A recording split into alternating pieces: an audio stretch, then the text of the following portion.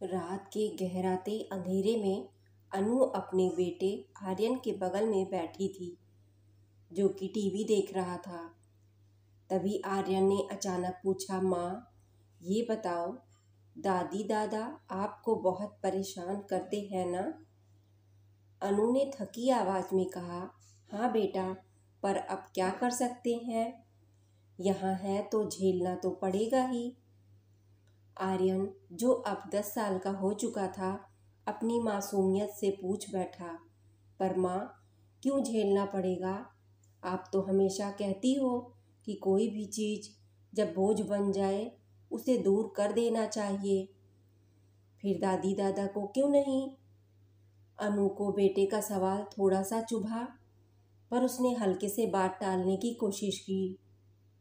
तुम नहीं समझोगे बेटा, ये बातें बच्चों के लिए नहीं होती। आर्यन अपनी जिज्ञासा से चुप नहीं हो रहा था।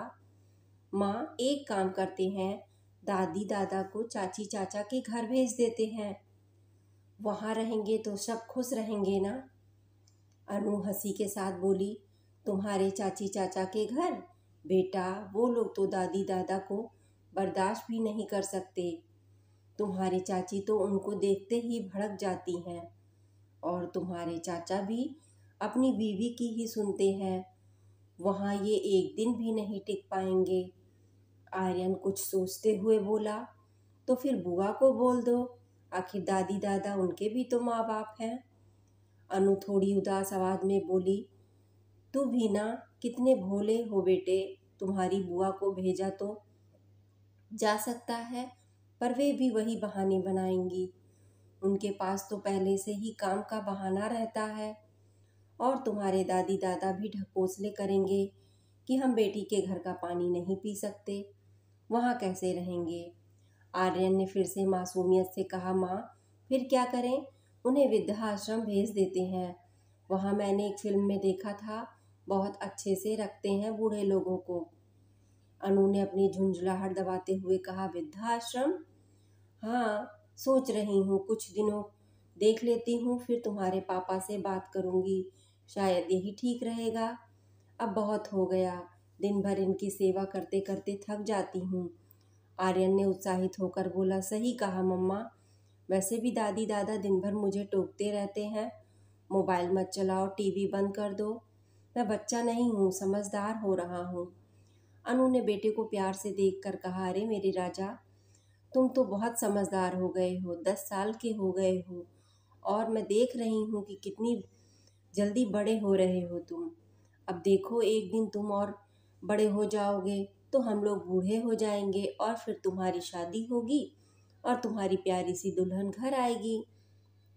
आर्यन ने एक पल के लिए रुकते कहा, नहीं मम्मा, प्लीज़ आप बूढ़े मत होना, मैं आपको बूढ़ा होते नहीं देख सकता।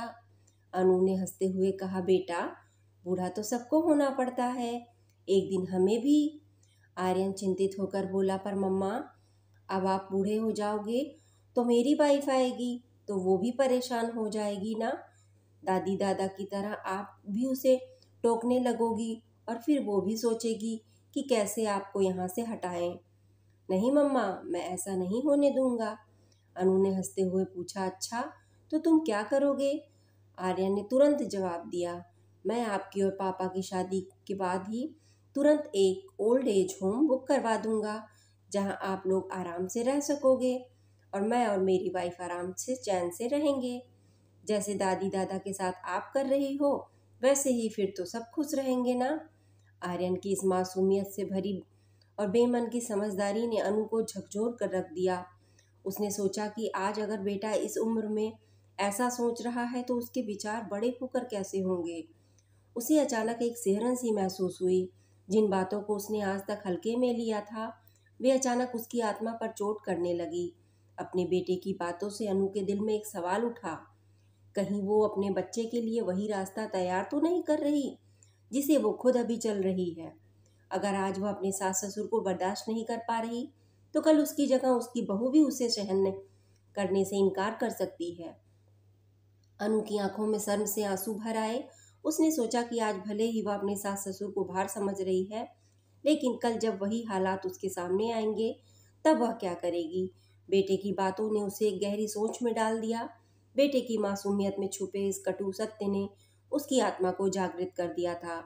अनु के दिल में एक आवाज़ गूंजने लगी, क्या हम वही भविष्य बना रहे हैं जिसे हम खुद नहीं सह सकते? तो दोस्तों, ये छोटी सी कहानी आपको कैसी लगी? कमेंट में अपनी राय जरूर शेयर करें। धन्यवाद।